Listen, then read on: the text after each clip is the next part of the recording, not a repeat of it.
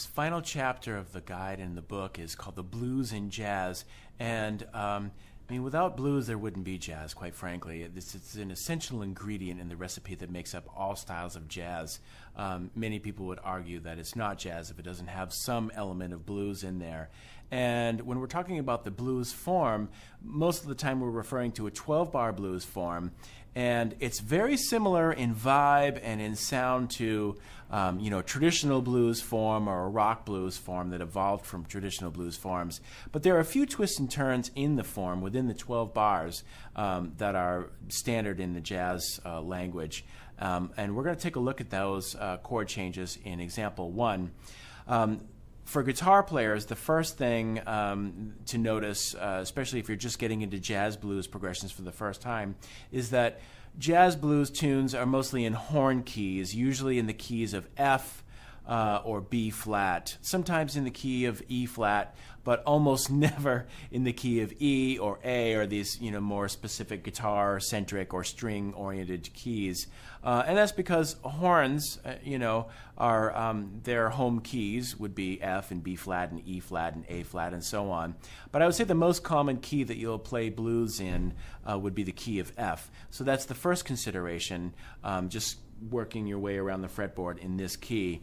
The next consideration would be to integrate 2 5s and diminished passing chords in the context of a 12-bar blues progression. So rather than just sticking with 3 chords in a traditional 1-4-5 blues, we have 2 5 1s, we have sharp 4 diminished chords, and lots of chromatic alterations that we can make. And as jazz evolved through the bebop period, post-bop period, and certainly in the modern era, players are continually looking for new ways and new devices that they can superimpose in a blues progression.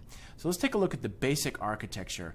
Example 1 moves through a 12-bar blues in the key of F, and let's play through it and then we'll make a few observations. 1, 2, 3, and...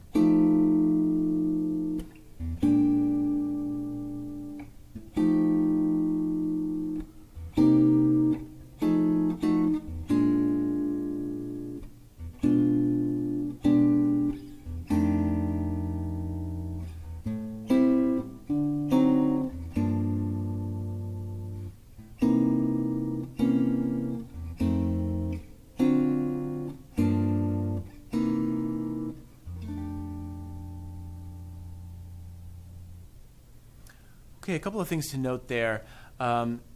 We start off with a 1 chord and then move right to the 4 chord, just as you would see in a traditional blues. And then bars 3 and 4 also outline the 1 chord. And one common cornerstone of all blues progressions, just about, is moving to the 4 chord on the second phrase or in measure 5 of the blues.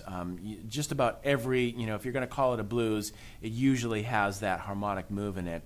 And in jazz blues, that 4 chord is set up with a 2-5 leading into that, and that's exactly what's happening here in the 4th bar.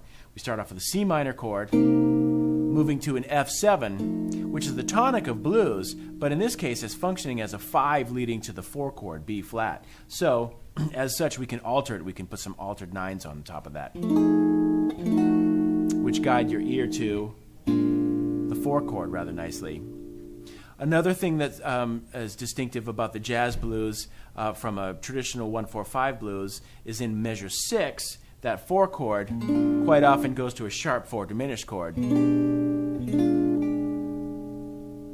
Just a nice little sound there before returning to the 1. And then instead of staying on the 1, we do another 2-5 approach to bar 9, which is the 2 chord. So in this case, that 2 chord is a G minor 7. So we're going to approach that with a 2-5 of G, which would be A minor 7, and then D7, and you can put some altered extensions on top of that if you like, sharp 9, flat 5, sharp 5, or flat 9. In this notation, it's flat 9, which leads nicely into the G minor 7. And then that sets up the following 5, C7, sharp 9, or a flat 9. And then the turnaround. So in traditional blues, there's always a turnaround at the end, something to take our ear back to the top of the form. And usually in traditional blues or in blues rock, that's via some sort of a riff, like a... that kind of a turnaround. In jazz, it's more of a harmonic turnaround, and the most common turnaround would be, or is known as, a 1-6-2-5. So we'll start off, and these are the last two bars. We'll start off with our F7 to a 6, leading into the 2, and then some sort of, voicing for a 5 chord. In this case, it's a C7 sharp 9. When we're moving through those chords, it's like inside, outside, or this movement between tension and resolution. So we have a consonant sounding chord, an unaltered F7, moving to an altered D7. There's the tension, resolution to an unaltered 2, more tension on the 5, which then resolves with a 1 at the top of the form. So that's kind of the jazz version of a turnaround in the blues progression. Let's take a look at some comping strategies over blues progression. We've taken a look at the harmonic structure. Now let's incorporate some voicings and also some rhythmic devices that we explored in earlier chapters, namely the devices of syncopation, which are delayed attack and anticipation. If we combine those rhythmic devices with some of these nice voicings that we explored, we're starting to get into the ballpark in terms of playing blues, convincing blues. Let's take a look at example 2. This is just an example of some chord voicings that sound really nice. When I play blues, I really like to focus on the middle strings because they're just they're fat, they're meaty sounding, they sit really well in the context of a blues progression. They're nice and rich and full sounding. So this example 2 features voicings on the middle 4 strings, and they jump back and forth between the 1 and the 4 chord, and then set up the 4 chord in measure 5 with a 2-5-1. And the 5 of that in that context can also be altered, and that's what we see in this example. So let's give it a shot. Here we go. Example 2. A 1, 2, a 1, 2, 3, and.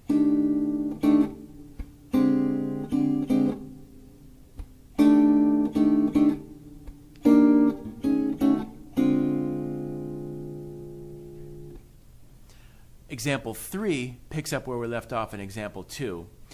With the next 4 bars of the blues progression. We're going to stay on that middle 4 string set and work through some voicings and incorporate diminished chords and a little chromatic approach to the 1 in measures 2 to 3 with the E9 moving up to F9. So here we go. 1, 2, a 1, 2, 3, and.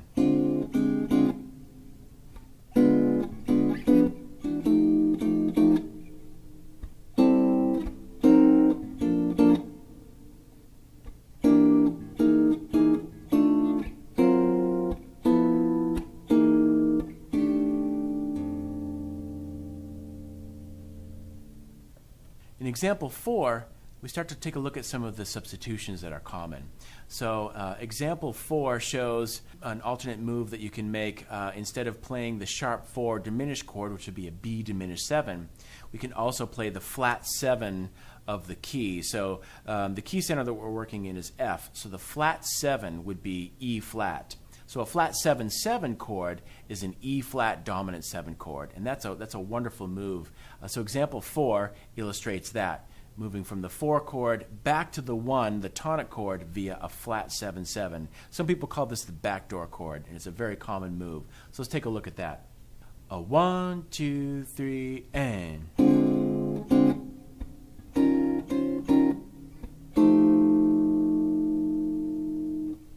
The next 2 examples, examples 5A and 5B, explore a couple of different moves that eventually lead us to the last phrase of the blues. So typically in our standard blues progression that we looked at the beginning of this chapter is on measures 7 and 8. We go back to the tonic, and then we set up the 2 chord that happens in bar 9 with a 2-5.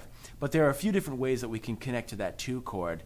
One way in example 5A is to move chromatically down in half steps to the D7, which then is the 5 of the 2 chord. Another way in 5B uses an ascending chordal pattern to get us to the G chord. So let's just check out both. Here's example 5A.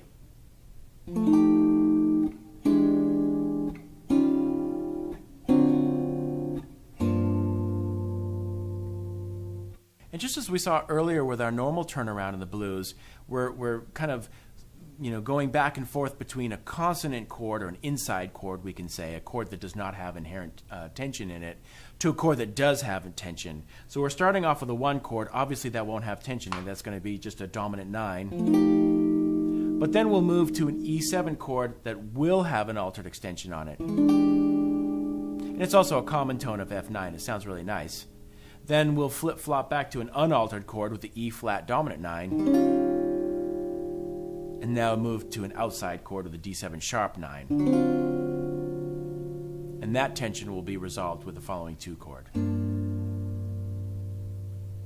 Example 5B, we also start with the tonic, the F, but that we move up in whole steps initially, and then we can do a chromatic approach to the 2 chord. So let's check it out. Here's example 5B. We have.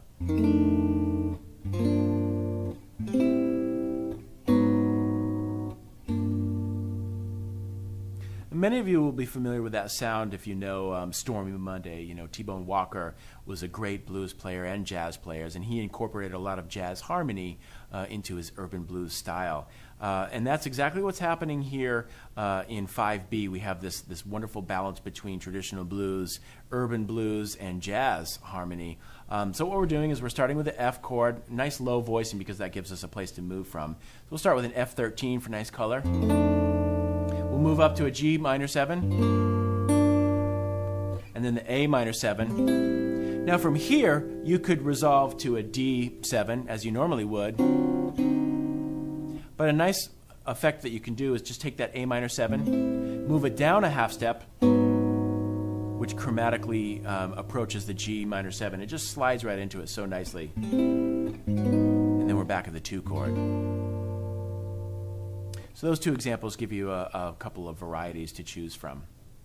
In the next example, example 6, we'll take a look at the end of the progression, which is the turnaround. Now, normally the turnaround, as we looked at earlier, is 1, 6, 2, 5. We can replace the 6, the 2, and the 5 chords all with their respective tritone substitutions. So if we take a look at that, the 6th chord, the D7, that's replaced with an A flat 7. The G is replaced with a D flat 7. And the C7 is replaced with a G flat 7. And if you put 13 and 9 extensions on them, it sounds like this. Example 6. Here we go. A 1, 2, 3, and.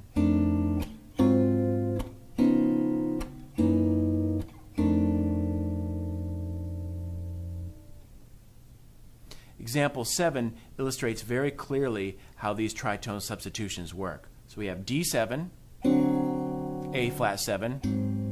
So those are chords that are interchangeable, followed by G7, D flat 7, and finally the C7 and G flat 7, those chords are also interchangeable.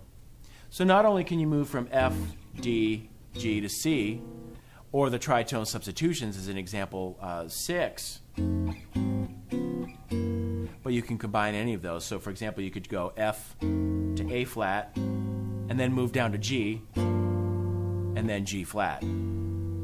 Or any combinations of the original chords with their respective tritone substitutions. They'll all sound great.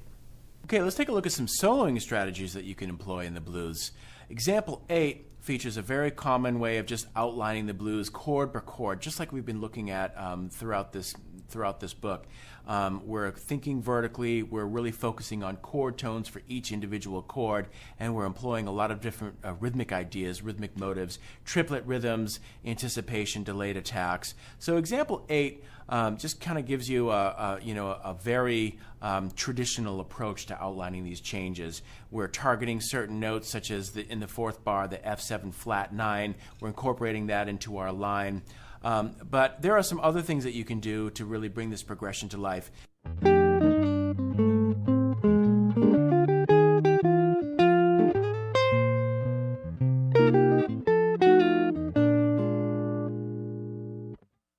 In example 9, we take a look at chromaticism, and we're just really taking the line from example 8 and adding a few more chromatic approaches in there. In measure 1, we're starting off with like a really long chromatically descending line approaching the A flat of the B flat 7. And then we move right up the arpeggio of B flat 7. And then we do a chromatic enclosure back to the F. And that's a very common move in bebop playing, is this sort of double chromatic enclosure. If we were going to approach or target the F, we're going to chromatically approach that from both sides. So G flat, E natural, F, and we can do like a little ornamentation by doing this little triplet rhythm. Or either one will work fine, but F sharp to G natural down to E, we've basically exhausted all of the possibilities except for F, all of the the neighbor tones there. So there's lots of different variations on that theme. Looking forward, the last two measures of this particular example, you can also use chromaticism in your chord that you're outlining. So previously we had a C minor 7 moving to an F7 chord, but in this particular example we have a C minor 7 that's outlined here, and then we can move chromatically down to a B7 or a B triad and outline that, and then move down another half step chromatically to B flat 7. And that's really nice to play a B7 triad over an F7 because you're implying a tritone substitution in your lead line.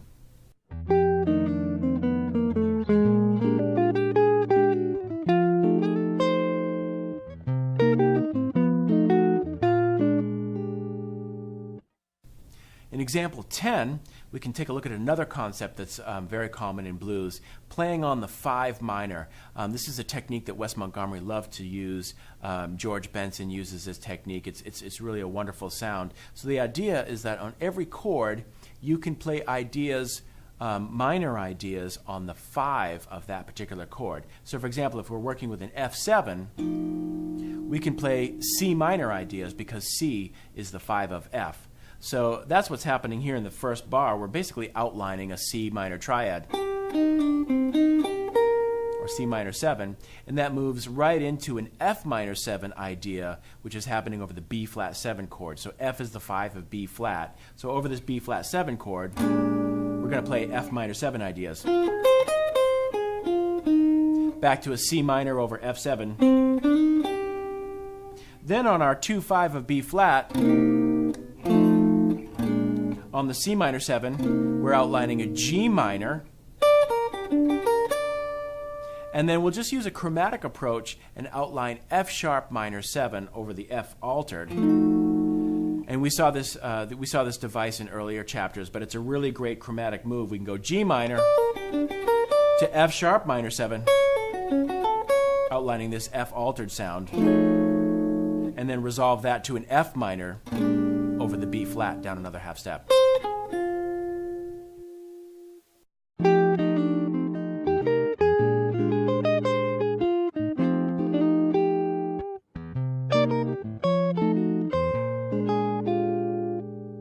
And finally, in example 11, of course, we can use the blues scale, and that sounds right at home in a blues progression. And that's what's going on throughout example 11. So sometimes guitar players can be, can shy away from using blues licks or blues vocabulary in a jazz context because they think that it's not hip enough or it doesn't work, or they have some kind of a little bit of a complex using a pentatonic scale or blues.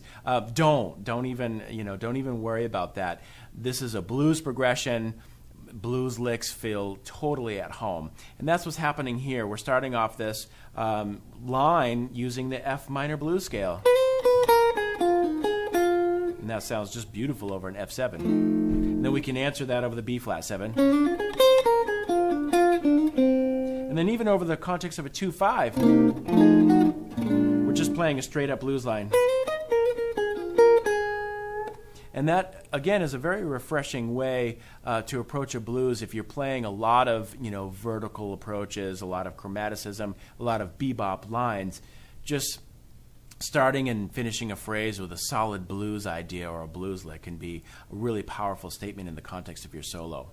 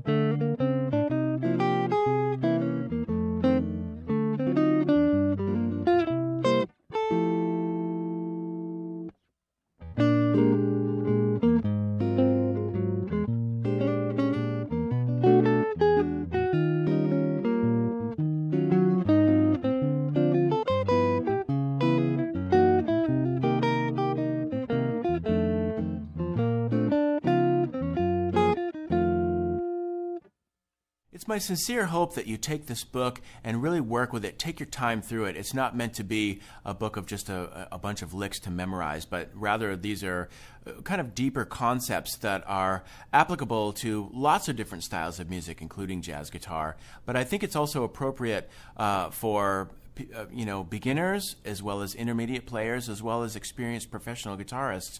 I've spent many years crafting the material and the ideas and spent a lot of time putting it together in kind of a succinct way. But over the years, I have a lot of favorite guitar books of my own, and my favorite books are the ones that I keep coming back to. Maybe you'll check out something and that's perfect for the moment, and maybe you're not quite ready for the next chapter, which is fine. A book is meant to be kind of a living thing that you work with and interface with. So my favorite kind of books are the ones that you keep going back to after even a period of years, and then all of a sudden something starts to make sense, or it's completely applicable to whatever musical situation you're working with at the moment. And I know from over 20 years of teaching that's how a lot of my students work. Sometimes they're not quite ready for something yet, and then they come back to it and they think, oh, it all makes sense now. This is perfect, and then they can start immediately applying it to their playing.